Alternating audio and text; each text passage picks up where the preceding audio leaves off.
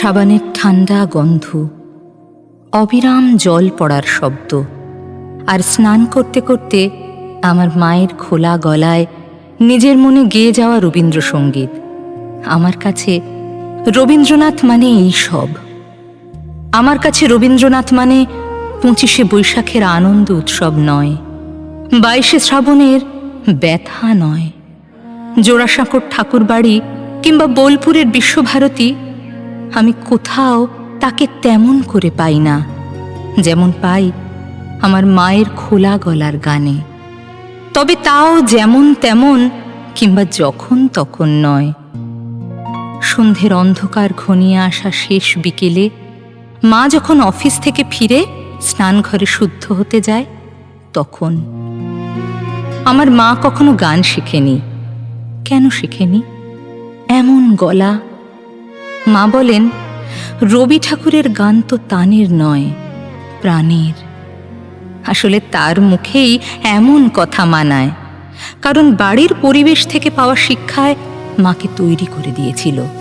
আর শেখার দরকার কি, এ কথা বলেন আমার বাবা।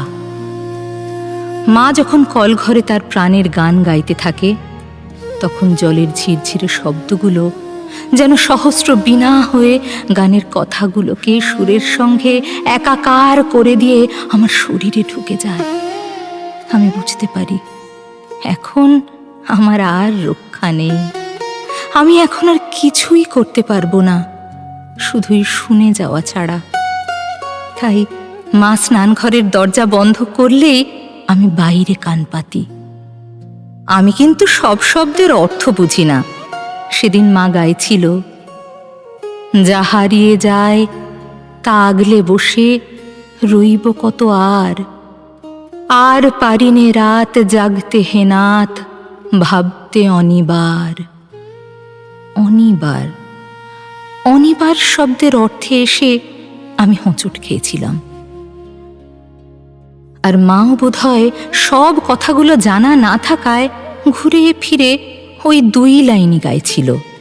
ফলে অর্থ বুঝতে না পারার যন্ত্রণায় আমি ছটফট করছিলাম। মাকে জিজ্ঞাসা করতেই মা বলল, এবার তোমার ক্লাস 6 হলো, সব কথার অর্থ জানতে চাইবে না, নিজে আবিষ্কার করার চেষ্টা করো, ভাবো, আরও ভাবো। আমি ভাবতেই থাকি, ভাবতেই থাকি, কুল কিনারা পাই না। মা বলে, তুমি সত্যিই ভাবছো, একটুও না থেমে? আমি বলি, সত্যি ভাবছি মা, নন স্টপ। মা বলল, নন স্টপ ভাবতে পারছো আর ভাবতে অনিবার এত কঠিন হলো বোঝার পক্ষে? স্কুলে আমরা অনেক উঁচু ক্লাসে এসে বাংলা পড়তে শুরু করি, তাই সত্য কথা এসে বারবার মুখ থুবড়ে পড়তে হয়। কিন্তু আমার মায়ের গান আর রবীন্দ্রনাথ, এই দুয়ে মিলে আমার স্টকে এখন অনেক বাংলা শব্দ। সে অর্থে রবীন্দ্রনাথ কিন্তু আমার মাস্টার মশাই, এমনকি আমার ডিকশনারিও। কিন্তু শুধুই তাই নয়, রবীন্দ্রনাথ আমার কাছে আরও অনেক কিছু। আমার মায়ের একটা প্রিয় গান, কাঁদালে তুমি মোরে ভালোবাসারই ঘায়ে। 2-1 দিন পরে পরেই মায়ের মুখে গানটা শুনতে শুনতে এই গানটা আমার এমন আপনার হয়ে গেছে যে এর যে আলাদা কোনো মানে থাকতে পারে তাই আমার মাথায় আসেনি কখনো, মার কাছে জানতেও চাইনি। কিন্তু সেদিন হঠাৎ, যেদিন বিকেল হতে না হতেই অন্ধকার ঘনিয়ে এলো, আমাদের একরত্তি বাগানের কচি কচি গাছগুলো ভেজা বাতাসে উতাল পাতাল হতে থাকলো, সেদিন আমার হঠাৎই মনে হলো, নিবিড় বেদনাতে পুলক লাগে গায়ে, এই কলিটি। হঠাৎ মনে হলো, প্রচণ্ড ঝোড়ো বাতাসে গাছগুলো তো এখনই ছেড়ে ছুটে যাবে, তবু যেন ওরা দারুণ আনন্দে আছে। সেই প্রথম বুঝলাম, কান্নার সঙ্গে ভালোবাসার একটা নিকট সম্বন্ধ আছে, গভীর দুঃখের সঙ্গে আনন্দের। গাছেদের ভালো লাগা, চারপাশে প্রাকৃতিক উল্লাস, আর আমার বুঝতে পারার ভালো লাগায় আমি কতক্ষণ বুঁদ হয়ে জানলা ধারে দাঁড়িয়েছিলাম জানি না। চমক ফিরল যখন বুঝতে পারলাম আমার ভীষণ কষ্ট হচ্ছে। ভীষণ ভীষণ কি একটা ব্যথা আমার গলার কাছটা চেপে ধরেছে। এরই মধ্যে ঝমাঝম বৃষ্টি শুরু হয়ে গেল।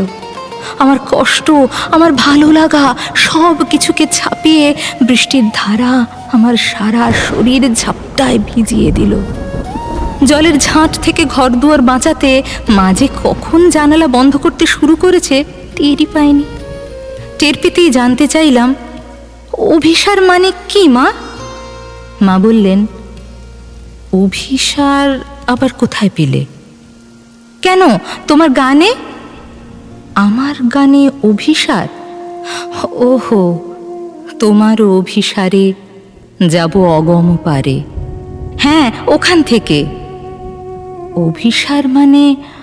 অভিসার মানে যাওয়া, কিন্তু যাওয়া ততটা নয় যতটা যেতে চাওয়া। বলি, মা তার ঘর গেরস্থালি গুছাতে কোথায় যে উধাও হলো। গমন মানে যদি যাওয়া হয়, তাহলে অগম মানে যেখানে যাওয়া যায় না। অগম শব্দটার মানে বুঝতেই অভিসারে যেতে চাওয়া, যেতে পারা আমার কাছে পরিষ্কার হয়ে গেল। বুঝলাম কেন পরাণে বাজে বাঁশি, আর কেনই বা নয়নে বহে ধারা। বুঝলাম দুঃখের মাধুরী মানে ভালো লাগা দুঃখ। আরও বুঝলাম সব কেড়ে নিয়ে কেউ কিছুতেই ছাড়ে না। আবার যার কেড়ে নেওয়া হলো তার মন সরে না যেতে। দরজায় ছিটকিনি খুলে বাগানে নামতেই গাছেদের মতো অবস্থা হলো আমার। সকলই নিবে কেড়ে, দিবে না তবু ছেড়ে।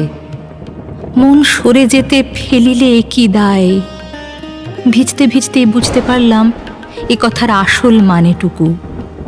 ঝরঝর বৃষ্টির অবিরাম ধারায় ভিজতে ভিজতে আমার মায়ের মতোই খোলা গলায় গাইতে লাগলাম, তোমারও অভিসারে যাব অগম পারে।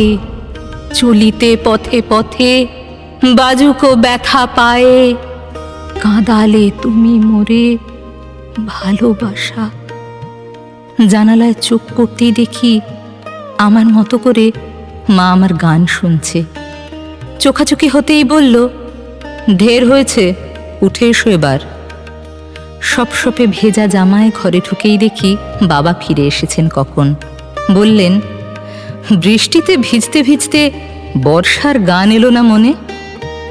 বাবাকে কি করে বোঝাই? অভিসার শব্দের মানেটুকু এখন আমি জানি। আজই জেনেছি ভালোবাসার আঘাতে কেমন করে কাঁদা যায়। এইসব নিয়েই